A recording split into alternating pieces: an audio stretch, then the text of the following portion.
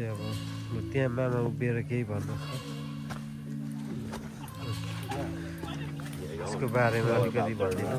यो चाहिँ natural bridge रहेछ होइन, क्यान्टुकीको कुन सिटी हो क्यान्टुकीको खै यो एकदम राम्रो रहेछ। माथि धेरै हाई अल्टिट्युडमा रहेछ। हाई अल्टिट्युडमा भएको कारणले सास फेर्नु पनि हल्का अक्सिजन नपुगेको अवस्था राम्रो छ। ऊ परदेखि यता हुँदै जङ्गल हुँदै त्यहाँ पुग्यो। त्यहाँदेखि पनि फेरि कारको स्टेसनसम्म पुग्नुलाई आधी घन्टा 45 मिनट जस्तो लाग्दो रहेछ।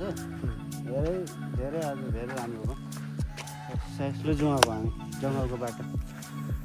अब एकछिन के ताकिन्छ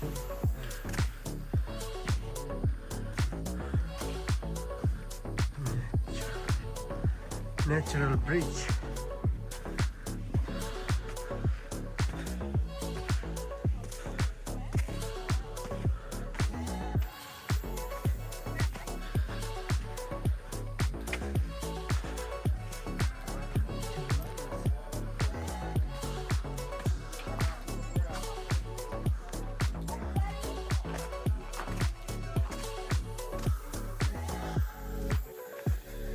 यता आउनु मेरो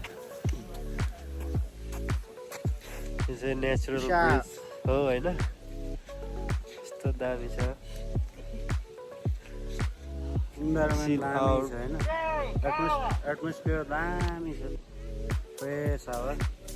यो चाहिँ हामी 2000 के भन्छ 2000 माथि छ अल्टिट्युडमा छौँ हामी। 2000 माथि के आमा सास फेर्नु पनि सजिलो भइरहेको छ क्या। अरे ठिक छ